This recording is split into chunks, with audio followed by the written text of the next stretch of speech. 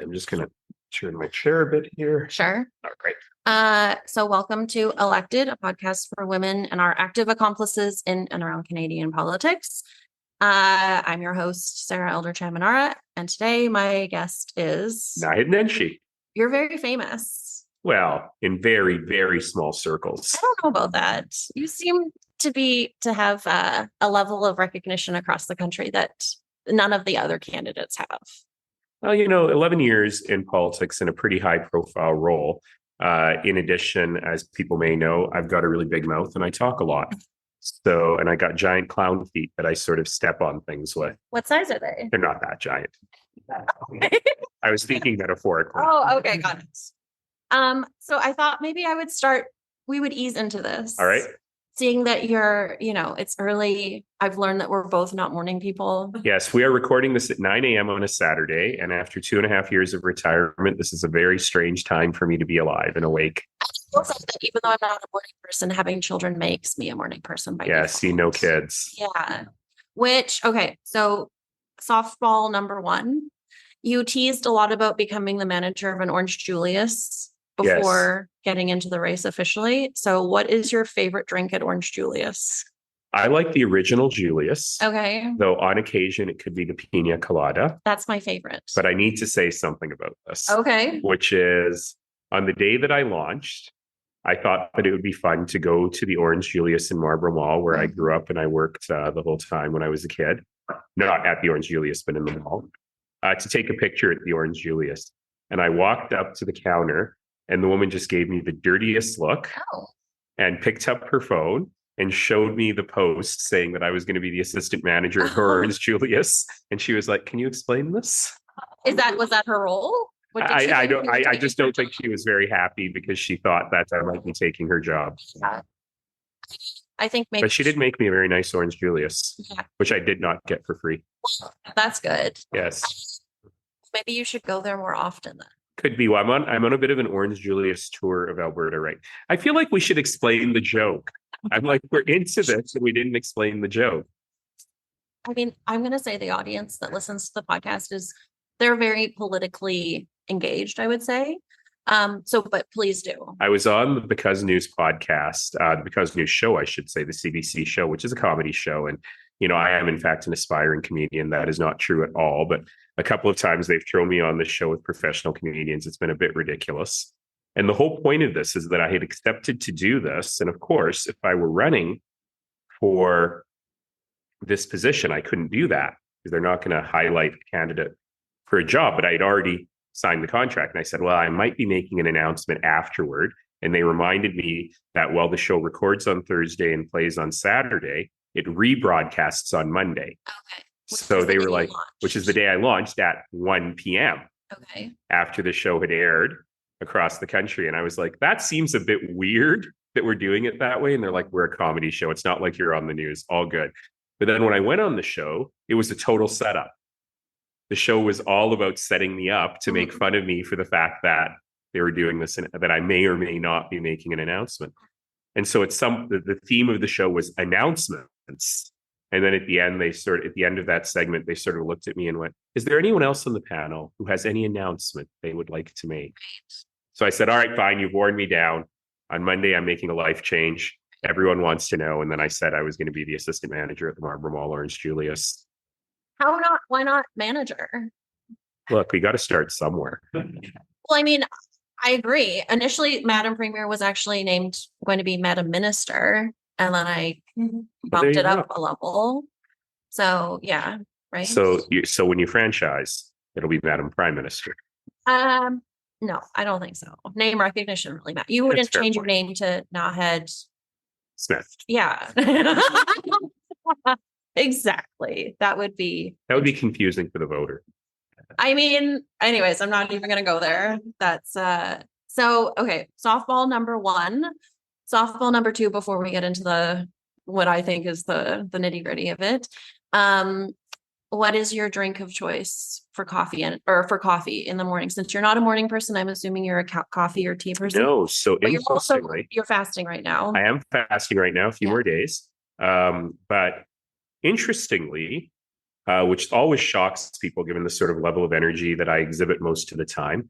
I never started drinking coffee. So when I was in university, like everyone else starts, I just never started. Okay. And I have never started. So with the exception of one particularly horrific project I worked on in beautiful Thunder Bay, Ontario, at a pulp mill through a very long winter, where I was trapped in a boardroom with a really awful team of McKinsey consultants and really great clients from the pulp mill. And I realized the only way I could escape from the room was to pretend to go have a coffee. Right. And at that point, I at some point realized I was drinking 11 to 14 of them a day. Oh my God. So I just stopped because my body could not handle it. That's too much. That's too much. But then I never really started again. So, you know, when I meet people, quote unquote, for a coffee, these days lately, I make them come to Northeast Calgary where I live rather than meet them downtown, you know, at a regular coffee shop. And I take them for a chai. Okay. So the fluff aspect of this conversation, I would say, is over. Oh, no. Ready. Okay. Where's your policies? Where's my policies? Yes. Well, as Raki Pancholi said when she endorsed me, you never have to doubt that Naheed Nenshi has deep policy chops.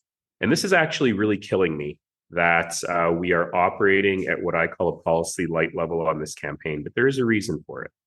And the reason for it is because, number one, I'm deeply aware that I'm running for leader of the opposition and that we are at least 3 years out from an election. And I don't want to start saying things today that we just don't know what hell the UCP government is going to wreak on us over the next 3 years. And I don't want to say, well, we're going to do A, B, and C today, when in fact, we don't know what we're going to be inheriting. The other second, and I'll come back to an example on that in a second. But the second reason is because this is not my show.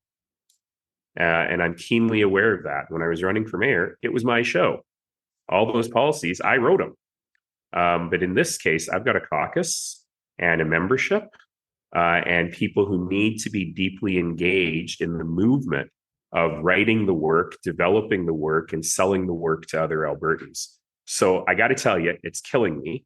And I do have a policy document that I am procrastinating on because I don't want to give people a whole bunch of platitudes. I want to say enough that people know where I'm coming from, but not so much that people don't understand that this is the beginning of a conversation. But I'll give you one example. Okay. Healthcare.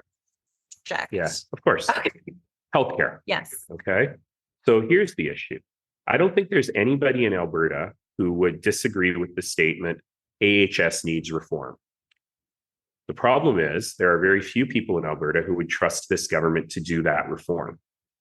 And indeed, I have zero faith that the creation of these 4 parallel structures to replace AHS is going to work.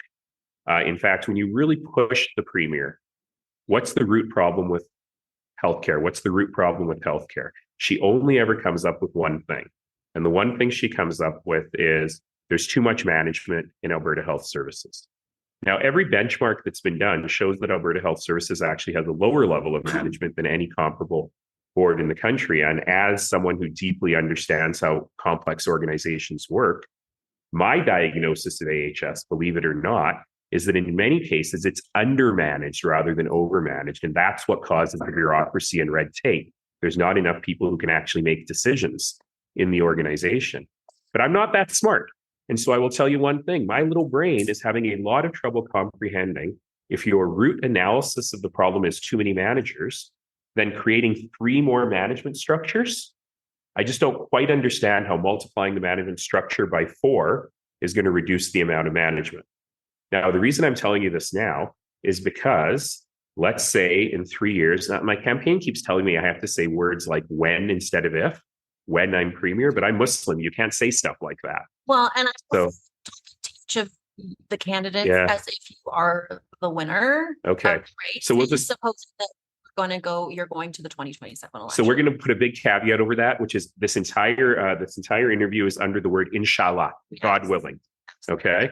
So inshallah, when the NDP forms government in 2027, and you've had all these people, 125,000 plus employees, who've been traumatized through this organizational change, the first thing for you to say being, hey, we know you've gone through this horrible change. Let's do it again. Yeah. Is probably the worst possible thing you could do. And so we have to really understand the state of play at that moment when we determine how we're going to build, but on real values around healthcare, like it's publicly funded, it's largely publicly delivered. The people who work in the system, regardless of whether they get a check from AHS or from another provider, deserve to have a life of dignity, that we cannot build a system based on exploiting the frontline workers who are largely racialized women. These are the things that we have to be able to put in place as clear values that we'll put in no matter what we inherit. I mean, I kind of do hear a policy in all of that, right? In a reevaluation of, maybe take a page from Jason Kenney. You wouldn't call it a blue ribbon panel to review something, but in the same, right? It's sort of the opposite of a blue ribbon panel, I think. Okay. Which is, I believe very much, and I'm a big nerd and I'm an academic at heart. So I believe very much in evidence-based decision-making. Sometimes I joke that the Jason Kenney and now Danielle Smith governments believe in decision-based evidence-making. And you have to listen to experts.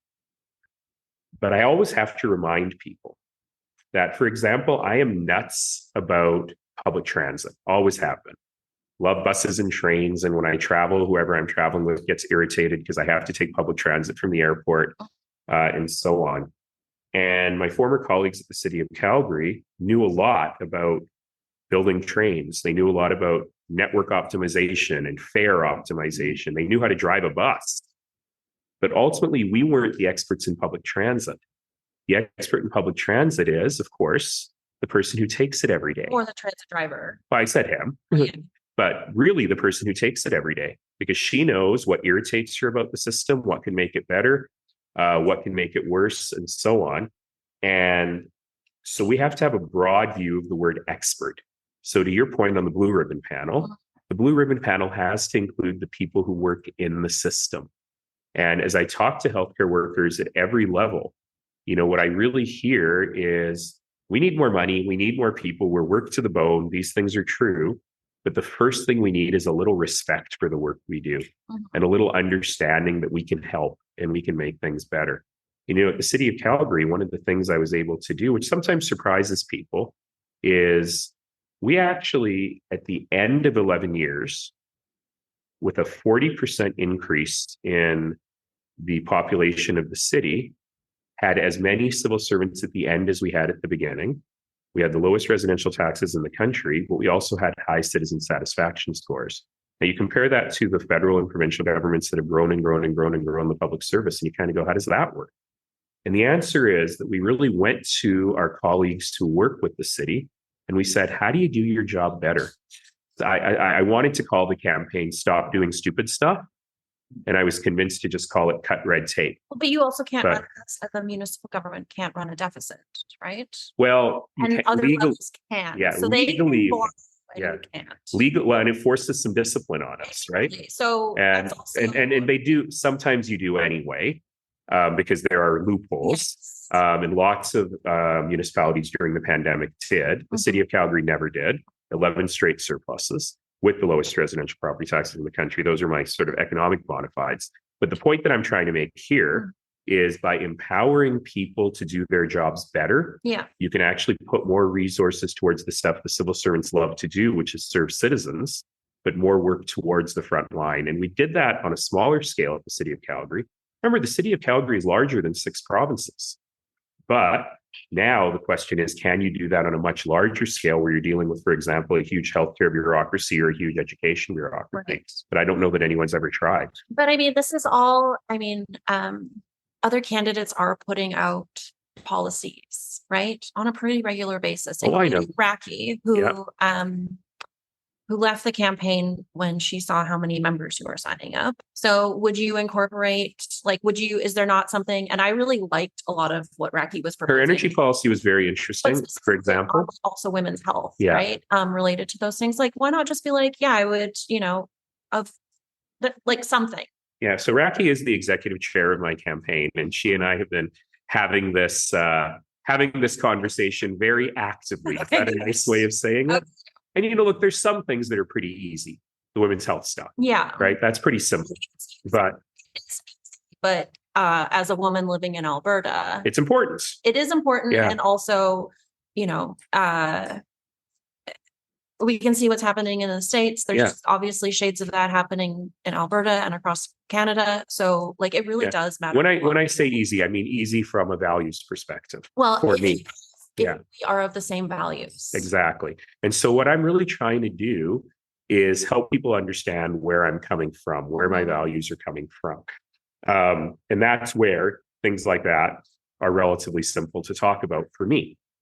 It's also easy, frankly, from a policy perspective. It's not an expensive thing, but it makes a huge difference in the lives of a lot of people. Right. And so, I think that, for example, this was a huge mistake that Premier Smith made, which is she let her ideology on federal government intervention and what she sees as her jurisdiction overrule the fact that the federal government very cagily started their pharmacare program with something that is universally popular with women and something that is universally popular with the older people on diabetes meds. Yeah, it's very politically smart. It was very politically smart on their part. And Premier Smith, as she is wont to do, walked right into the trap.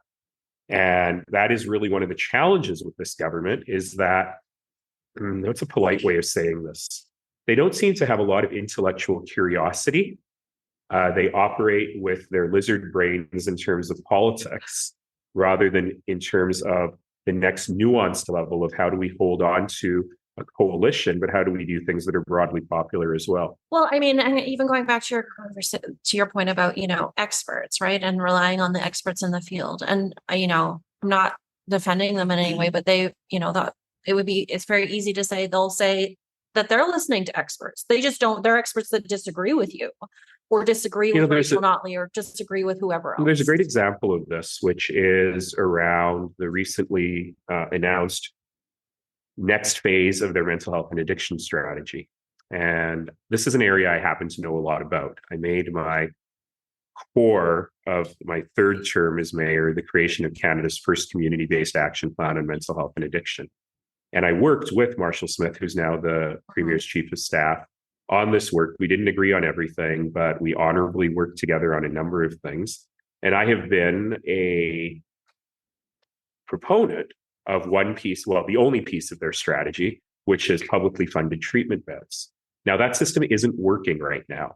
I've been helping someone navigate the system right now, and the choice was a $45,000 treatment in British Columbia or a publicly funded treatment bed in Alberta.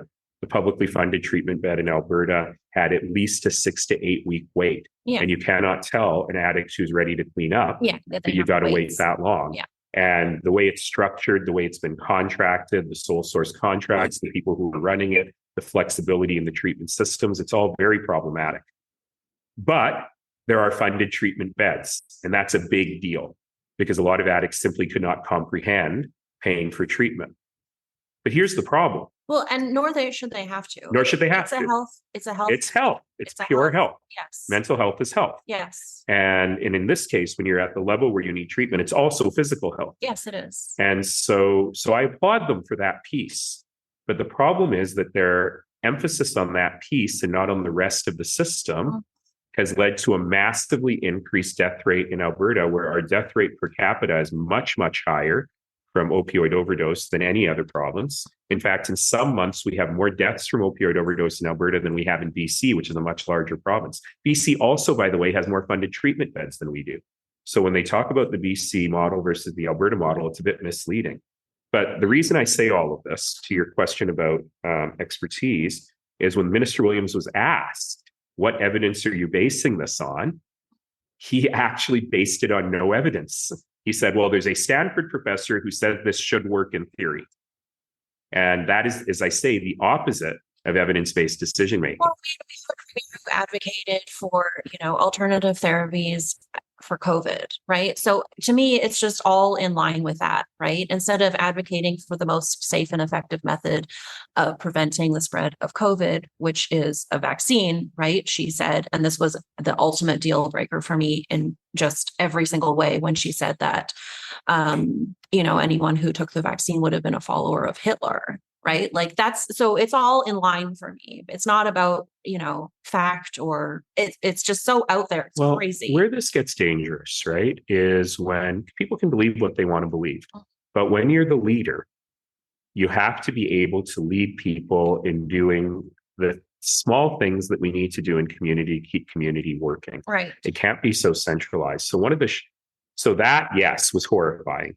But on that file, the thing that knocked me over the edge is when the premier and the health minister instructed public health to scale back their flu vaccination campaign. Yeah. And actually not tell people where, when, or how to get the flu vaccine. But it's not surprising. No, it is surprising. Because at some point, you got to let the public service and the government do its job. I don't disagree, but it's not surprising coming from this premier and this government. Let me tell you why I'm surprised. In my opinion. So I was born in 1972. So I was born at the same time that Peter Lougheed became the premier. And the first 44 years of my life were under a conservative PC government. And I disagreed with them a lot. Occasionally I agreed with them. But over those 44 years, you cannot deny that Alberta moved forward. So while you might have disagreed with their ideology, by and large, they were competent. But more important, by and large, they allowed the public service to do its work. And so for me, it's actually been quite shocking that we have a premier who, I've been saying this publicly, that we have a premier who, for the first time, I've never seen a government like this. We have a government that shows no real interest in governing. It seems completely disinterested in actually running the government. They're interested in picking political fights and triangulating and saying, all right, if I fund the arts here, then that will keep this group calm. And if I do this thing to vulnerable kids here, that'll keep this group excited. And it's all, you can watch the triangulation in real time. It's not secret at all. And I've never seen a government like this before that does that, but then doesn't actually pay attention to the base rules of how to govern. A great example of this, I'll say quickly, is on the electricity grid. On my way in here this morning, I heard the premier talk about the electricity grid and baseload versus spiking generation. And with a complete 180-degree misunderstanding of what baseload and dispatchable generation means. So clearly someone whispered in her ear something. And what she announced today, which she clearly does not know that she announced, would be the investment of probably $100 billion in creating redundant gas infrastructure to create baseload, when in the new world of modernized grids, gas is meant for the spikes. And she said, we can't use gas for the spikes. We need to use solar and wind for the spikes, which is the opposite of how an electricity grid works. But someone told her that, and she realized that is the way that she might be able to convince people who love gas that we should be doing gas. And it'll never happen. But she just says stuff like that all the time. Was it on her radio show? I just heard it on the news, so I don't know when she said it. I mean, yeah, governing by radio show, governing by press release without actually, having the legislation to go along with it. I mean, that it disrupts what governing actually is, in my opinion. But do you, like, going back to the policy piece, like, other candidates who, would say, members, there were originally the 4 running that were all women members of the caucus. Do you think it's even is it slightly disrespectful to the members and the party and all the people that you're bringing in not to make more substantial policy announcements? No, I think the opposite. I think it's disrespectful to make those. Disrespectful. Sorry, did I do something? I'm not sure. Oh no. No, it says it's still recording. All right, good. Okay. I think that's disrespectful. Okay. And I don't mean to say those people are being disrespectful, because they're talking about what they really believe in. Right. But in my mind, I don't like politicians who say stuff that they don't know they can do. And that's really where I come from on that. Yeah. I'm sure you're going to get into a lot more about this directly from them when you're, in the debates. Because I would say it's probably a point of what they would perceive as weakness on your part. So. And they'll hold I think so, and that's fair. Yeah. And then you can hash that out in that forum. So someone wanted me to ask you, and again, I hope you still like me after this. It's all good. Okay. Still be my favorite star. So this is a question from a real person. So why should we vote for a leader who hasn't been a part of the party? That's an incredibly important question, because look, I wasn't there, right? I wasn't there when there were 2 MLAs. I wasn't there when there were 4 MLAs. I didn't do the hard work within this party of building this party to what it is today. And, sometimes I disagreed with Rachel Notley. Often I agreed with Rachel Notley, but you cannot argue that Rachel Notley is not a once in a lifetime politician, that she was able to build this party into this formidable political machine. And so now the question is, where to now? And when I was thinking about running, and I took a long time to decide whether or not to do this, I was keenly aware of the fact that there were 3, then 4 very smart, very capable women with a lot of experience in the party running.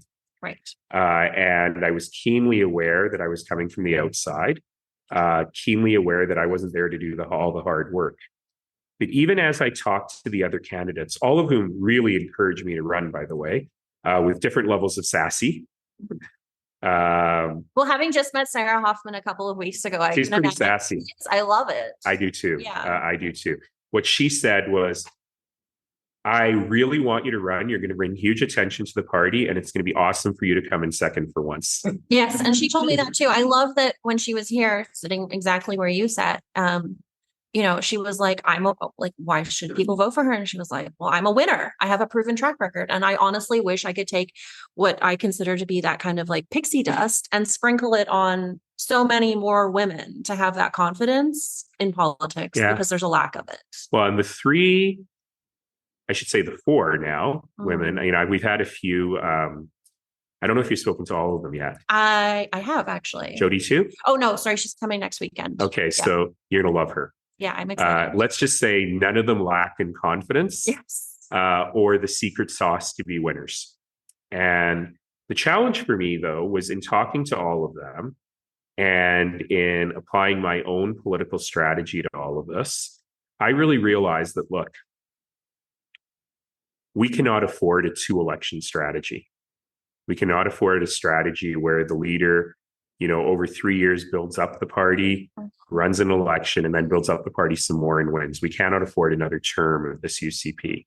And, as I've been joking, but kind of seriously, I started this whole conversation so horrified by this government, thinking it's time to get into partisan politics for the first time in my life,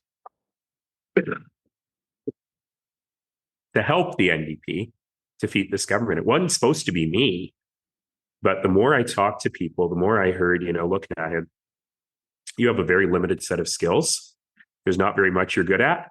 But what you are good at is accelerating a movement, bringing people together and moving forward. And enough people said to me, look, you can't be a bystander in this time. The times are too difficult. Every one of us is called upon to put in everything we've got into this battle. And ultimately, the thing you've got is the thing that we need. So when I jumped in, I was really nervous because I said, I don't want anyone to see this as taking over the party. In fact, mathematically, I don't think I can take over the party. It's you already have, if you've already doubled the membership. Well, let's come back to that. Okay. We'll talk political strategy in a minute. Numbers, right? Yeah. It's not quite right. Okay. Because there's no real numbers out there, and I'm not allowed to share the real numbers, but I can say that's not quite right. Okay. But what I can say is mathematically, I didn't think it was possible. But politically, I didn't think it was a good idea, because the whole point is that what Rachel Notley has created is a party that broadly represents the median Albertan values. I strongly believe that. And if you're alienating some people and bringing in other people, you're not going to be able to continue the movement. This is a party that does not need a savior. They got 750,000 votes in the last election. Right. So we have to figure out how to build on that. And so I thought, the old guard of the party is not going to accept me. And I really did spend. So the secret, which is not really secret, why did it take me so long to make this decision? I had some contractual work that prevented me from announcing, as we just talked about, until 1 hour before I actually announced. But in reality, instead of preparing a campaign during that time, I said, well, if I'm stuck with that month, then what I'm going to do is talk to everybody to think about whether I should do this or not. And I talked to dozens of people in every corner of the province, longtime NDP including members. In rural parts of the province? All over the province. former NDP candidates in rural Alberta, people in every corner of the province, including longtime NDP members about their dreams and hopes, including people who would never consider putting an X next to an NDP name about their dreams and hopes. And what I realized is not only were they all saying the same things about what they wanted for Alberta, but they also matched what I believe in. Everything from strong public services publicly delivered to a strong economy that supports the energy sector to being leaders on climate change instead of bystanders in climate change. And yes, to a balanced budget and the lowest possible taxes, all of it. Yeah. And so I realized that this, not at all. That's my point. This is not a left-right thing. The idea that conservatives are the only one who can own the idea of being, fiscally or running the economy well. Like, it's just absolutely bananas. Well, we should know better in Western Canada, because the economic record in Western Canada, particularly the fiscal record with budgets and so on, have typically been better under NDP governments in Saskatchewan, Manitoba, and British Columbia than they have been under conservative governments. The fellow in the front row is shaking his head, but I would ask him where the deficits ended in Saskatchewan, for example, and that was with Roy Roman. To Alberta from BC, where I was a political aide and a party member of the BC Liberals, which are now BC United. Yeah, that tells you everything you need to know about a question about name changes. Well, I mean, yes. Yes, that was a horrible idea. But a leadership, that idea was put forward in a leadership campaign, and members, were receptive to that idea. And they did, and it was a huge mistake. And it's a problem. Anyways, can I just come back to the reaction that I've gotten? I just want to finish answering that question. So I wasn't sure how existing members would take it. And, one of my very first endorsements was from someone who said, I've been a 50-year member of the NDP, and this is what I've been waiting for the last 20, which I was really excited about. But that was one guy. Yeah. But then as we've continued the conversations, we've learned is we've created this massive movement. When I ran for mayor in 2010, it was kind of a 6 or 7 month campaign. And at the end of that campaign, we had signed up 11 or 1,200 volunteers. And that was more volunteers than anyone had seen in a municipal campaign. It was kind of a big deal. On day one, we signed up 3 times as many. We've doubled that number since. And so my goal is to have 10,000 volunteers. Now, to be honest, I don't really have enough for 10,000 volunteers to do on a leadership campaign. Well, I mean, but the idea is that we're creating a movement that will carry us through the next 3 years, and that will keep the government honest, inshallah, when we take government in 2027. But the point being that I've been talking to those people, and it's fascinating to me because about 15 or 20% of that huge number are people who've been through the wars with me, people who've been Team Nenshi folks, purple people in Calgary for a long time. About a third or 40% of the current base are longtime NDP supporters who say, we're not scared that you're taking over our party. We're excited about where you're going to take our party. But are there equal parts of that coalition who are going to be like, yeah, you know what? You're too centrist. Don't know. You're too free enterprise. Don't know. Ultimately, it's too far to the right. And ultimately, the members will decide, right? I will say that the remaining 50% is the part that I'm most excited about. Yeah. And that remaining 50% are people who say, I've never volunteered on a political campaign before. I've never belonged to a political party before, but I'm excited about what you are putting forward. That's how you build a movement. You have to be confident enough in yourself to fling open the doors to your house. And, as I said to long-term NDP members, you built this house. It's your house. You will always have a place in this house. But are we confident enough to invite other people in? Well, and that's what's been exciting. People will say, no, my house is built and I don't want to let, right? And when I first started these conversations, I say that as the same position as you. Yeah. I voted NDP for the first time in my life in the last election. Yeah.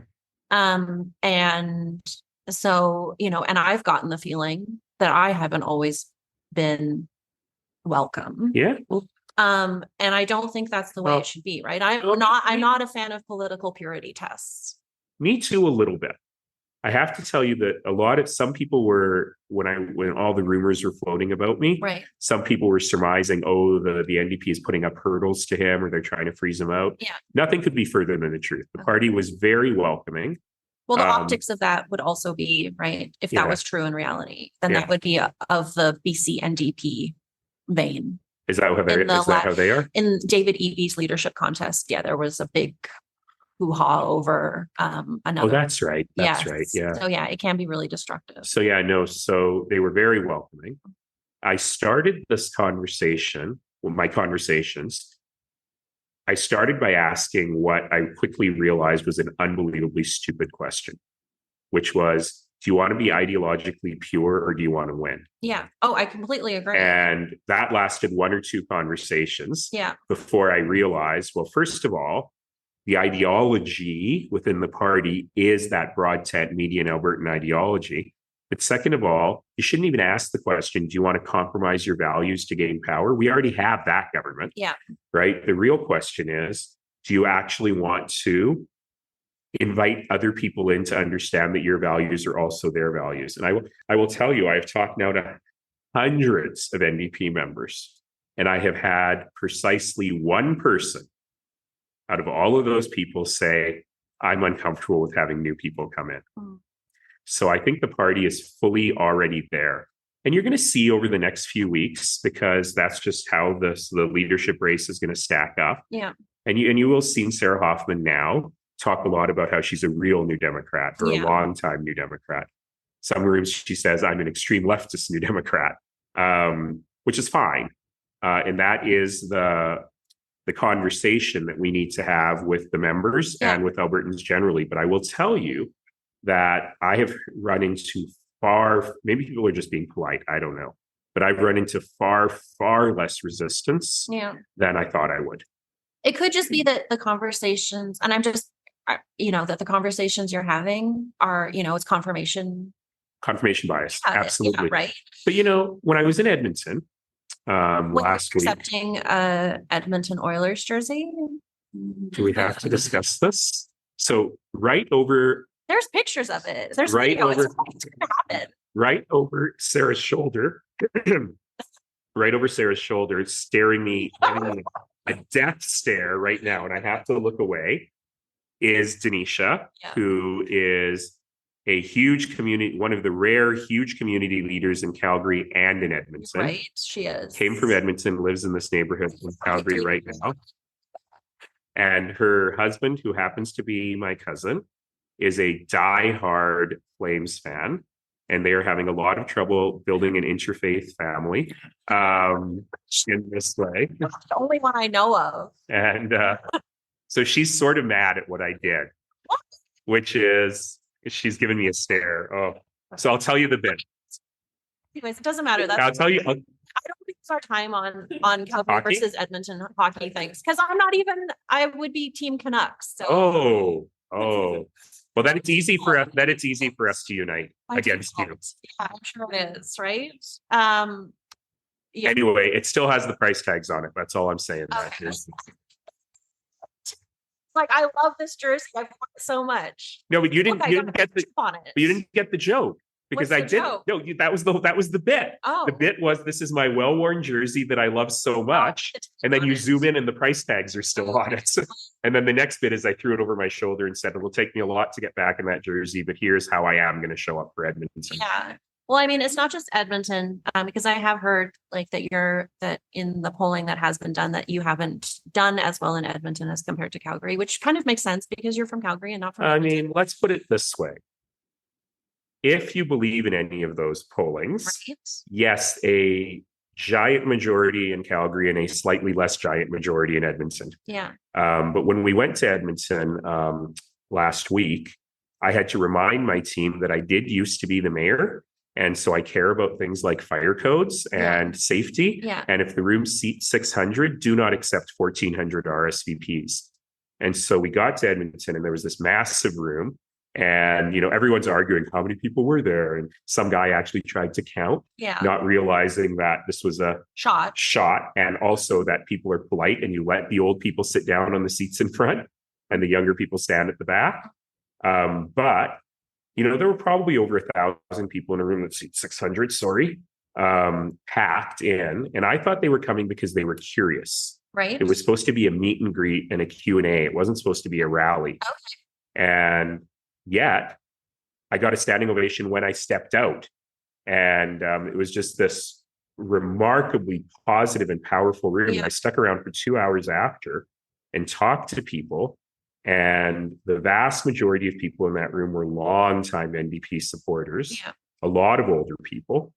Who all were really excited about it. I looked at the picture too. I will say also not super diverse in terms of crowd. But that's interesting, right? Because if you're saying Naheed Nenshi can only draw an old white crowd, then you're like, well, what about all the other giant crowds that Naheed Nenshi can draw? Like if I'm the UCP, I should get nervous at this point. I want to see that. Yeah. I want to see that diversity. I think that's really important because I'm honestly tired of seeing pictures of Pierre Poilievre events and the crowds that he. No, but don't. He does pull out diversity. But lots of young people now. Yes, lots of young people. Stuff millennials. Because they're having a hard time paying rent and they'll never be able to afford a home. The biggest shift in politics right now is that the age distribution of conservative and liberal supporters has flipped. Yes, it has. And in some ways that's, believe it or not, very good for the liberals because the older you are, the more likely you are to vote. Well, but what we've seen over the last decade. Targeting that audience. They're targeting, anyways, that's like a whole other. That's a whole other episode. I do enjoy talking policy, but that's like taking us down a completely different road. We can have that conversation maybe in the future if you want. I know we're going long on time, but it is nice. It is easy to talk to you, and I enjoy. Thank you. Your well-rounded answers, which I think is something. That's a nice way of saying I'm long-winded. Is it?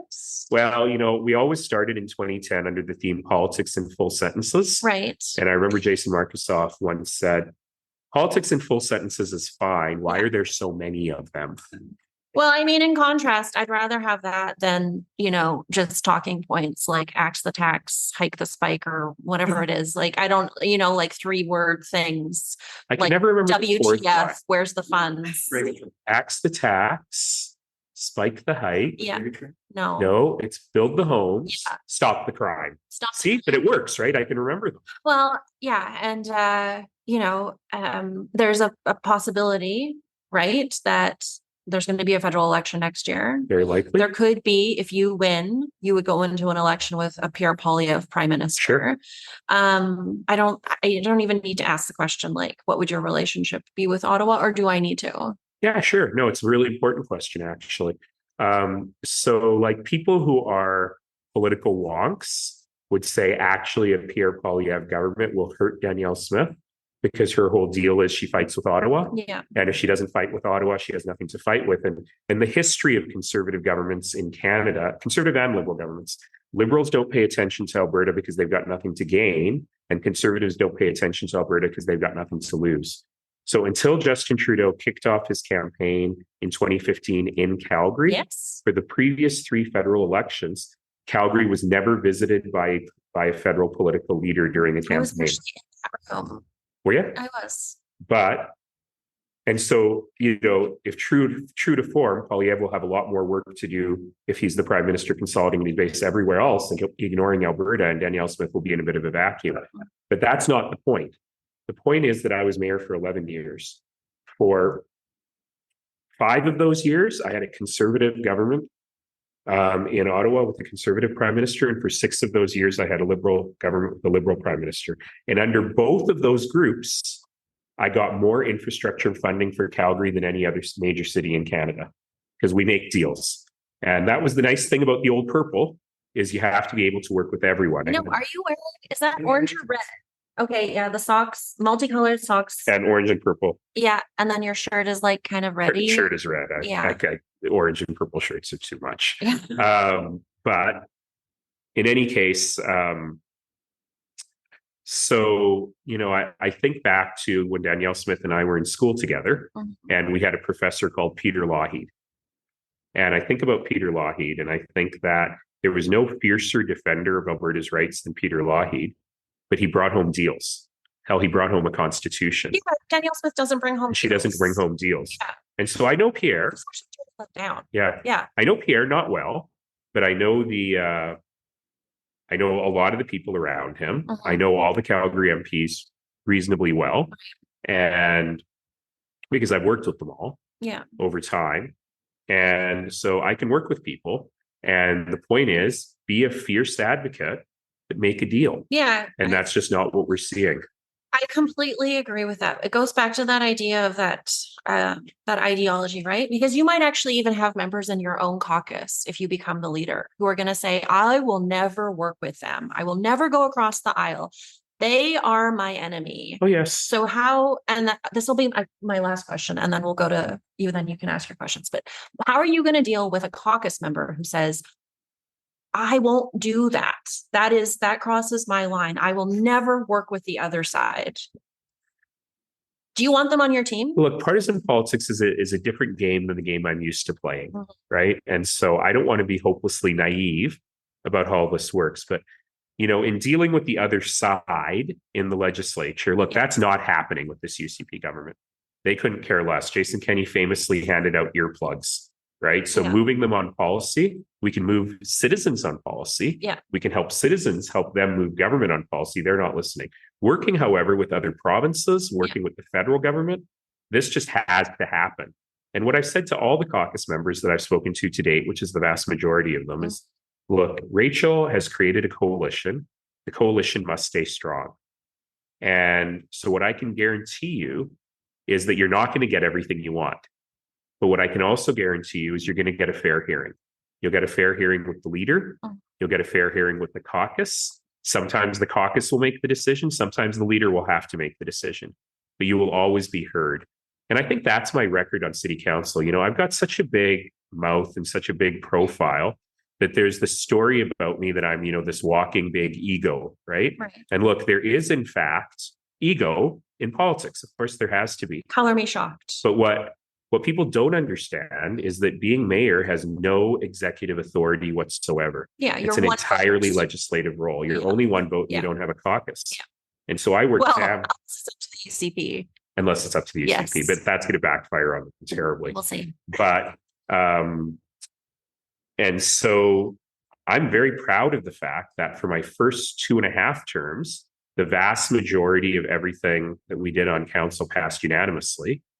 And then in the final bit of the term, when COVID came in, they kind of passed 13-2 or 14-1. Right. And we were able to create coalition because I had a broad council, you know, Crystals and Natural Love Will Save Us All to Trump Party of Canada.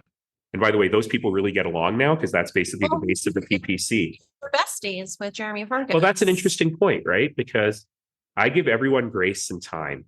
And some of the members of my council were mad at me because I'd be nice to Jeremy Farkas. And I said, look, he got elected as much as we got elected. He has every right to be here. And my job is to make this team work.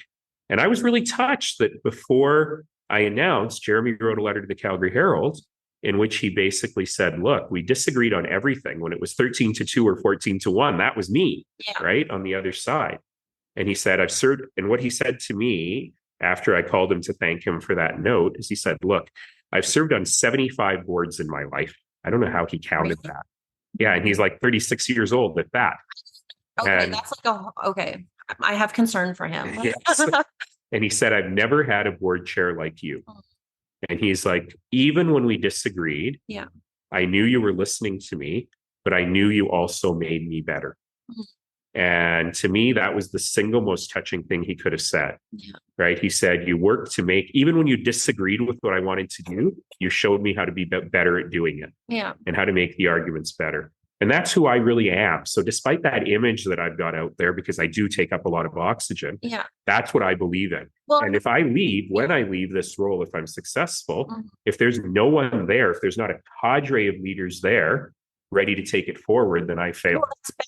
Board management, right? Not creating a succession plan in any kind of management. And we do it all the time, right? We do it all the time in politics because we do let our egos take over. Well, you know, I want to see change of the federal liberal within the federal Liberal Party. So this is a good example. Now that I'm a candidate, I'm not supposed to be a political pundit anymore. But if you answer this question, it's okay. None of them are here. None of them care about my comments here at all. No, he's behind me. So He's behind me, so he doesn't exist. And it's not like when he worked for me for 7 years. For 7 years, he maybe said every single day, right, Darcy? Naheed, bring out Pundit Nenshi. We like him better. No, he would never let me do that. But I'll give you a little bit of punditry. Okay. Which is in 2015. Sorry, this is just, I'm enjoying this. Justin Trudeau created a caucus, brand new mostly, because they went from third party to government, majority government, which has a depth of skills and abilities like I've never seen in my life. Yeah. And if you believe in traditional education and professional achievement, the folks he got running for him were unbelievable. I had a special visitor here a couple of days ago. It was Anita and I was going to use her as an example. Yeah. Right. PhD from Cambridge, full professor at the University of Toronto, like world leading expert in her field. Yes. And you let her be the Minister of Defense. She does incredible work in public works and procurement, which is not a sexy ministry. She sure did. And then you let her be Minister of Defense, and then you put her away in Treasury Board, which is really important work, but not work that the people will see. You know, and Chrystia Freeland, love her, hate her, or talk about her skills as a politician, is one of the smartest people in Canada. Peace River, Harvard University, Rhodes Scholar, right? Worked at the highest levels of finance journalism, knows every CEO in the world. Spy too. And maybe, yes, we won't talk about that. Let's just say she had a KGB file on her when she was 21 years old because they thought she was one of the greatest threats to the Soviet Union. So listen to that, right? So yes, the number one question people have is if Trudeau is to step down before the next election, who would replace him? Because he has not built these, or I don't know if he has, but the perception is that these people have not been built up to be true leaders. I can also say that, okay, I'll tell you my concern, and I'm so sorry to everyone who's waiting patiently. My concern is, okay, I'm going to play this out in a very specific way. Sure. You win the leadership of of this race, okay? You go into the 2027 election and lose. Yes. And then you're like, peace out, everybody, because that is traditionally what happens, right? If depending on what the defeat looks like. And then one of the 4 women potentially who was in the race originally is put in what I would describe, and what is known as a glass cliff scenario. Kim Campbell scenario. Yeah. Or so that's my fear is that, it could, I just don't want that to happen. Yeah, I think that I don't want to see more women in politics set up to fail, right? And there's a lot of moving pieces, and that's all hypothetical. Yeah. But I don't want that to happen. So just from I'm just going to say it. I do not want another UCP Danielle Smith government at all. So from a very political tactical mechanism, I think what you're describing is unlikely, just given the timing. We'll see. So what happened was that Rachel, I wouldn't have done what she did, but she did, which is leave 1 year in. Because sometimes you leave on election day, right? And then sometimes you stick around for a while, right? Yeah. But she did so, I think, very deliberately, which is to give the new leader 3 years of runway, which can be good or can be bad. Because sometimes a shiny new leader, you want to run into an election quite quickly. Yeah. But it'll give them 3 years of runway to learn the job, to get to what they need to do. And if, for example, the NDP does lose in the next election, then you'd really want to analyze why. Was it because the leader was unpopular? Right. Was it because the policies were unpopular? Yeah. Is there an opportunity to retool what's going on? Yeah. But if it plays out the way you describe it, just very hypothetically, then that new leader gets 3 or 4 years. So you're not in a glass cliff situation because they have the ability to show their own skills and abilities, but who knows? Yeah, that's just like one of the many things running around in my head around with World War III and, really bad. It's not always the best place in my head. So, okay, let's take questions from the audience. No, Raheem, you do not get to go first. But I get to ask my question. Yeah. Yes. Okay, so you've taken some heat for not knocking on the last election. We did a couple hundred hours, so we'll tell you what it was like. Tell me what it was like. We did a lot. We lived here in Calgary, Buffalo, but we did a lot in Glenmore and Acadia for good reasons. God's work. Thank you. And what door there, I would say I hear it from people. I'm a teacher, my wife is a nurse, but the economy. I trust Notley so much more than I trust Danielle Smith, but the economy. And no matter what the policy is, no matter what the reality is of what you just mentioned, like, sure, NDP governments are better for the economy across the prairies. That doesn't matter. That frame is so well established here. And I don't really think it's possible for the NDP to win without cracking that. So either what would you say to that person on the door? Or what will you do if you win leadership over the next few years to destroy that frame? Well, I think there's a couple of things here. One is record, both my record as well as the as well as the UCP record on the economy, which has, sometimes they're just lucky, right? But we're in a situation right now where despite sustained high oil prices, they're still having trouble balancing the budget, and people's quality of life is still declining. It's getting harder to live here. Life is getting less affordable, and people aren't feeling rich, even though the province in theory is rich right now. So the line I've been using is this UCP government is focused on only two things: picking fights and wasting money. And bringing that record back over and over again is really important. So Danielle Smith's very capricious ban on renewables, which she could have accomplished exactly what she wanted to accomplish without saying we're banning it, there's a 6-month moratorium, blah, blah, blah, which chased away anywhere between $35 and $350 billion of investment that ain't coming back. And then her musing today on, well, wind and solar will only be peaking technologies, just scared away another $20-30 billion of investment probably. So really highlighting that, one little example is I saw a picture of her today in which she was talking about, it was her own social media. And she was talking about her signature downtown investment in Calgary, which is $100 million for the Arts Commons, a project that I started when I was chair of the Arts Commons 20 years ago. So I'm thrilled about the money. But I thought about it and I went, wow, your signature investment in downtown Calgary to create jobs in downtown Calgary is less than you wasted on Turkish Tylenol. So they're completely economically illiterate. And so highlighting that for people, along with highlighting the fact that here in Calgary, despite the crash in 2015, despite 30% vacancy rates in the downtown core for the last 5-6 years of my term, average wages in Calgary went up, GDP per capita in Calgary went up. We had an economy that attracted people and attracted investment from around the world. I know how to run an economy. I know how to run an economy that is as big as 6 provinces. And I think that that is the record that we would stand on. A lot of people in the UCP are like, oh, we're going to go after him. Taxes went up. He ruined Calgary. Oh, I will put my record up against Danielle Smith's 7 days a week and show people what we were able to do. So I think that really matters as well. I'm going to interject a question of my own and then we'll go to another one.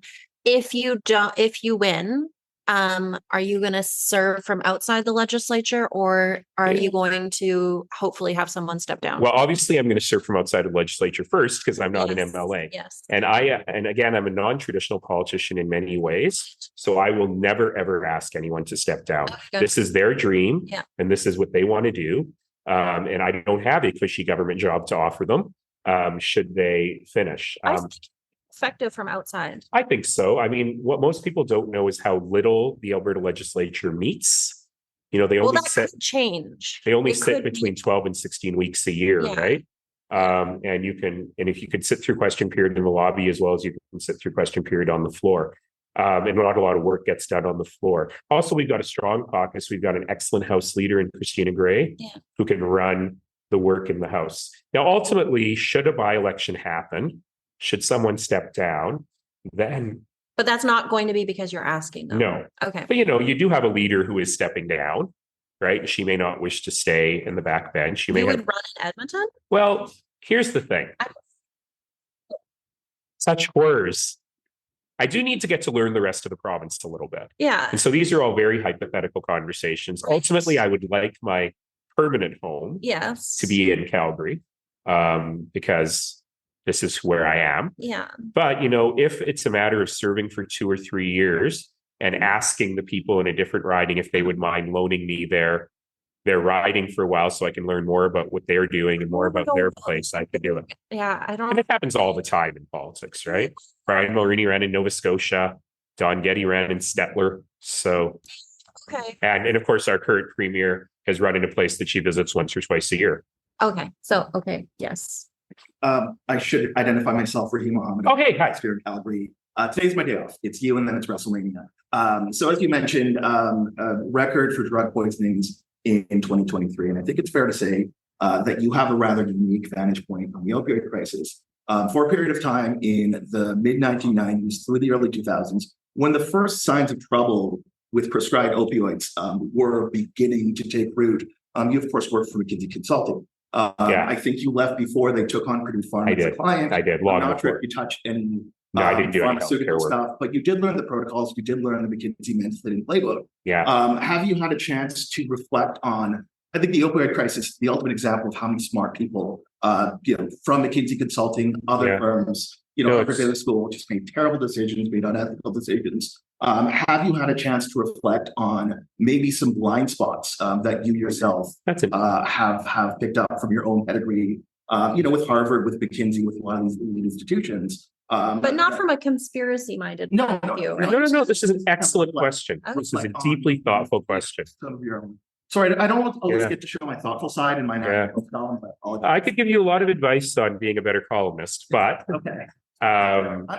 Because by the way, I was a columnist for a long time, and showing your more thoughtful side is how you become a more effective columnist. Been doing it for like a year or something. But yeah, I can help. If you want the help. But that is a really, really smart question.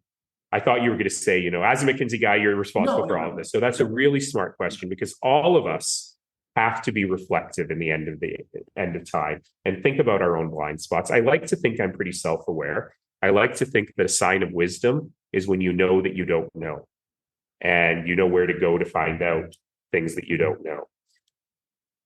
I was, like many McKinsey people of that era, I was deeply, deeply hurt when I found out what had happened, not just with Purdue Pharmaceutical. There's a series of things that the firm has done. And the then managing director of McKinsey, later the Canadian ambassador to Beijing, was my first boss. I used to drive him to work.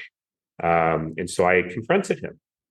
And I basically said, look, the whole time I was there, I was taught that people who chose to go to McKinsey were deliberately people who did not choose to go to Goldman Sachs, because we were run not on a commercial basis, but entirely by ethics. There's an old guy called Marvin Bauer who started the firm. He was 100 years old when I joined, and I met him, and he would talk to all the new hires and talk about the ethics of the firm. They actually have Values Day every spring, where you have to recommit yourself to the values of the firm. And I just looked at Dominic and I said, were you lying to us the whole time, or has something changed? And I've asked that question to many senior managers and partners at McKinsey, as have many other McKinsey grads. And there are a lot of bad answers to that question. But ultimately, what happened there was what happens when you single-mindedly focus on profit. Look, I'm a free enterprise guy, as you said. I'm a business professor. I worked at McKinsey. I believe that business is a strong economy is the foundation of what we need to do as a society. Prosperity matters.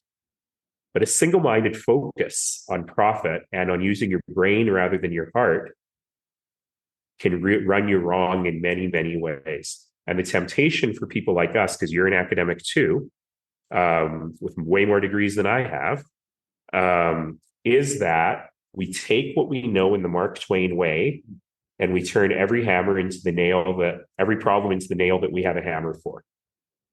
And we have to understand that different people bring different value to the equation, and we can talk about things in very different ways. And so I could talk a lot about the opioid crisis, but that's not your question, right? This is really about how we see ourselves as leaders and how we bring humility to the work that we do. And it's hard because, sometimes actually you are the smartest person in the room, right? Especially if you're in a room full of UCP politicians. But you always have to remember, and you'll laugh, Raheem, at who told me this piece of advice. If you're the smartest person in the room, find another room quick. Justin Trudeau. For all his goods and bads, that guy knows his limitations.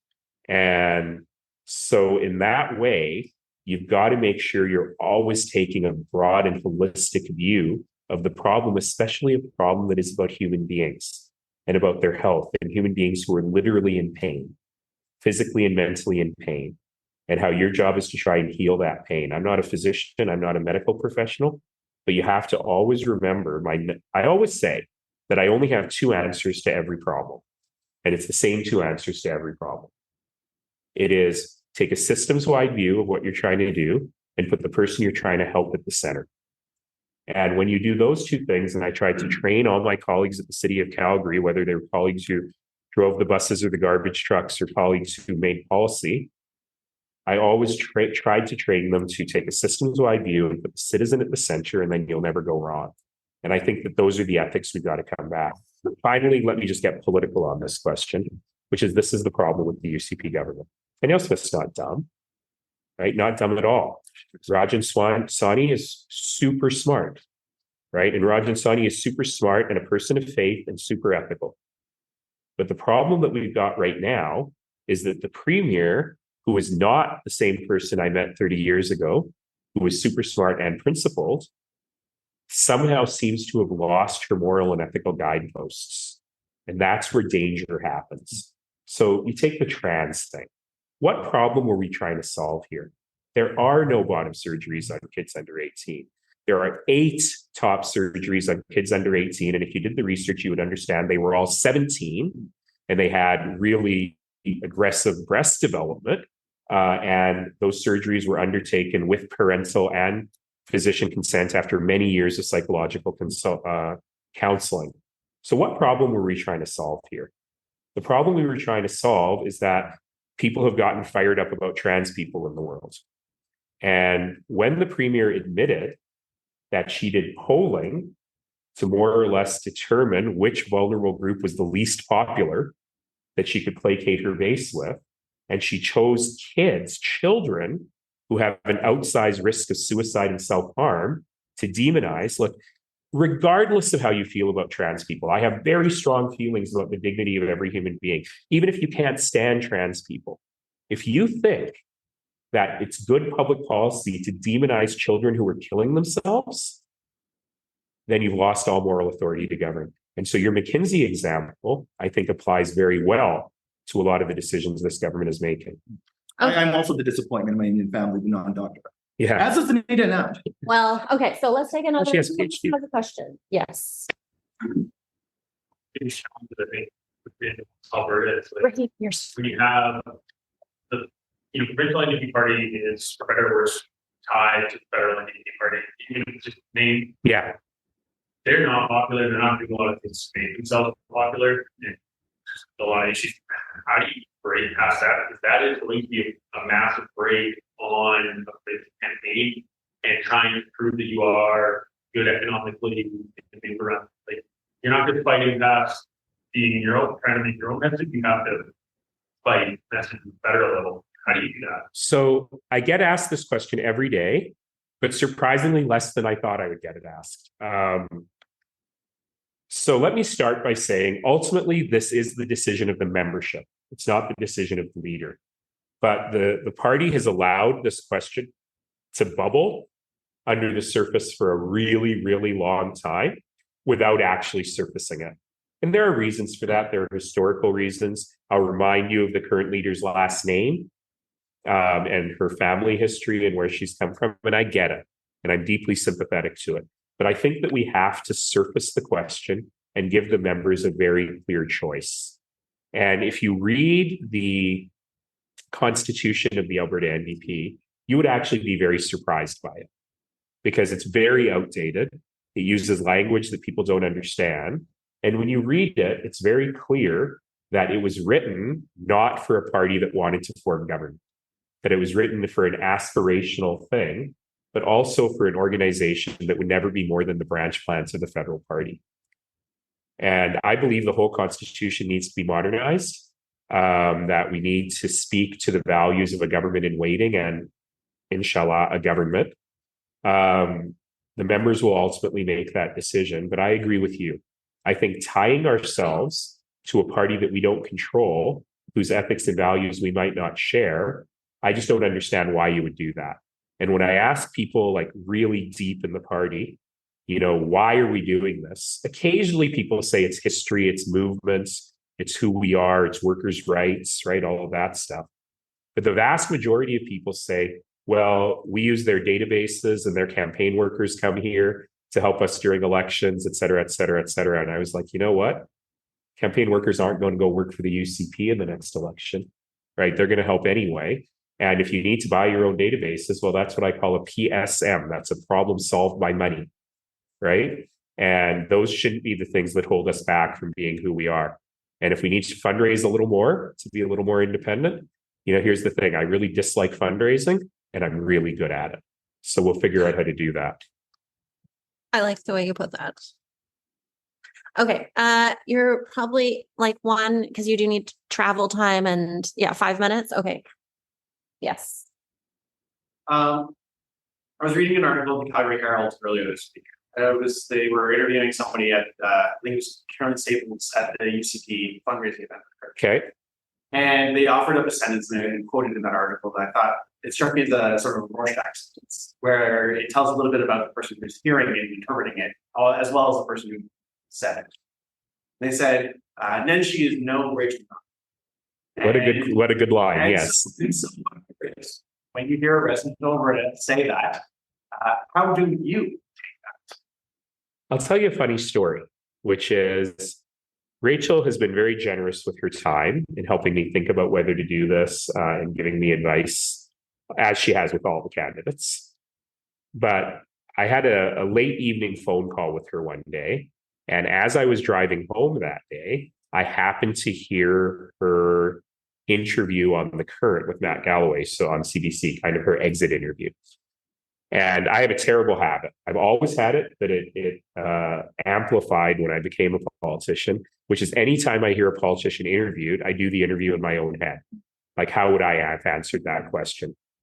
And she got a really hard question on the Trans Mountain Pipeline, which I don't want to take too much credit, but I had a lot to do with convincing the federal government to make that deal. I would like to say in my own defense, I did not think it would go 9 times over budget. But I still think it was the right thing to do. And when she got the question, I thought to myself, ooh, how is she going to answer this, right? And she answered that question and every other question exactly the way I would have answered them. So when I took that call with her, that was the first thing I said, and I could hear her visibly exhale on the phone when I said that. So look, there's a lot to appreciate about her leadership. There's an enormous amount to appreciate about how she's built this political machine.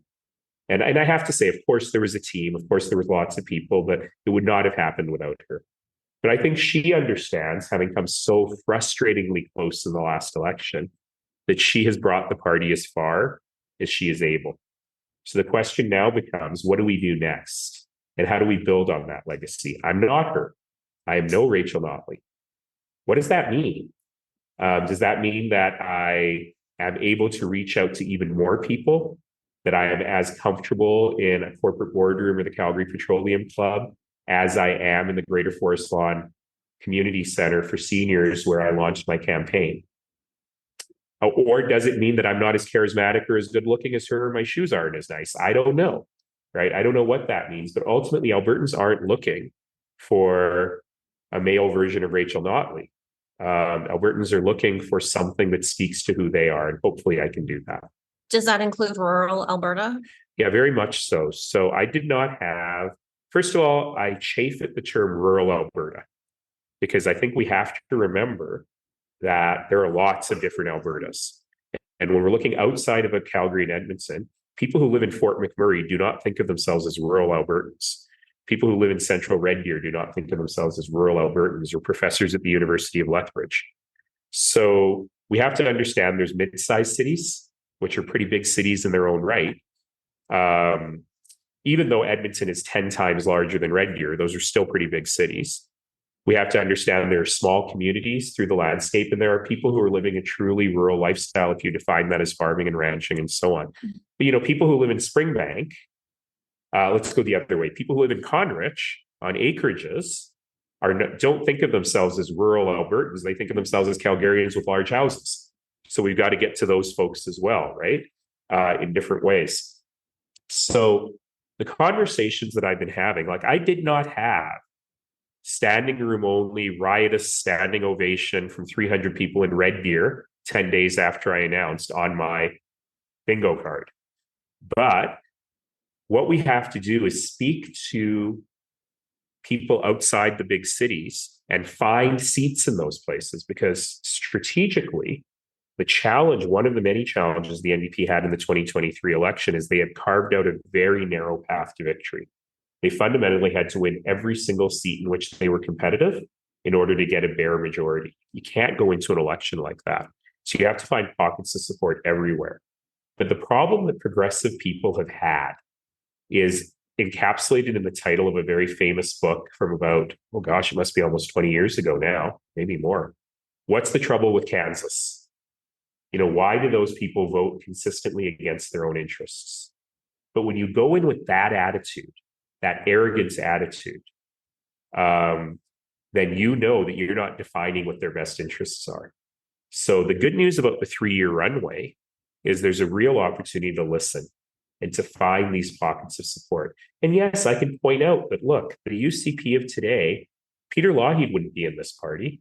Ralph Klein probably wouldn't be in this party. So the Conservatives for whom you've always voted are not this. This is something else entirely. And you can point out that if you're in Southern Alberta on a holiday weekend and you have to drive past 2 closed emergency rooms to find an open one, that your kid can't be guaranteed, even if they're the best kid in their high school, an apprenticeship or a college or a university position, that they can't even pave the roads well. Yeah, you got to do all of that. But you also have to understand what is preventing people from understanding our values or their values. I'll give you an interesting example of something that never would have occurred to me. One of the things that people in truly rural Alberta, but especially in small town Alberta, are very frustrated about is that they have been promised for 25 years broadband internet, and it just hasn't come. And they find that I can be all high and mighty about it and say you can't participate in the global economy without broadband internet. You also can't stream Netflix. And so you're feeling really left out. And so these are the sorts of things where we really have to talk to people about what they're concerned about and how we can help. I think you need to get going. I could stay here all day. Well, I would love that. I mean, I think it would be a selling point of my business if I had like a pocket Nenshi. Just right here. I don't think you know what selling point means, Sarah. That might scare a lot of people off. I'm running a normal business. That is true. So, in any sense. You still got to make money though. Yes. And so while we're here, everyone, please visit Madam Premier online or in the beautiful community of Inglewood on 9th Avenue. Yeah. And for those of you who are here, please buy something before you leave. I appreciate that, but I think that's which is an NDP mantra, right? People over profit. So that's the kind of business that you still have to pay rent. I know, I do. And I know your landlord. You do know my landlord. So if you could pass along some, He does love you. a good word for me, that would be nice. So thank you for coming. Thank you. We'll keep watching and seeing what happens. And well, thank you all. And let me just wrap up by saying what I've been wrapping up by saying, which is the most exciting thing about this.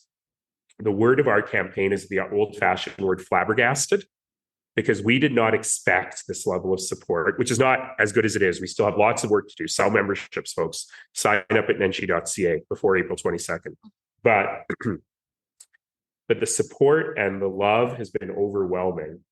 But I do not think it's about my beautiful face, right? It is because as I talk to people, they've been telling me for the first time in a long time in this political environment, in this political discourse, we're feeling a sense of something that feels like optimism, that feels like hope, that feels like we don't have to just defend what we've got, but we can build something better.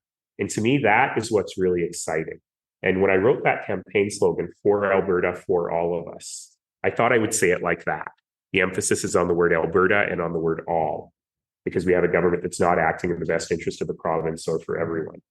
But what I've learned is that the real power of the last 3 weeks have been that tiny word for, F-O-R, because we've been conditioned to be against Ottawa, against environmentalists, against activists, against LGBTQ people, against people with different abilities, against people who have different political views than us, frankly, against each other.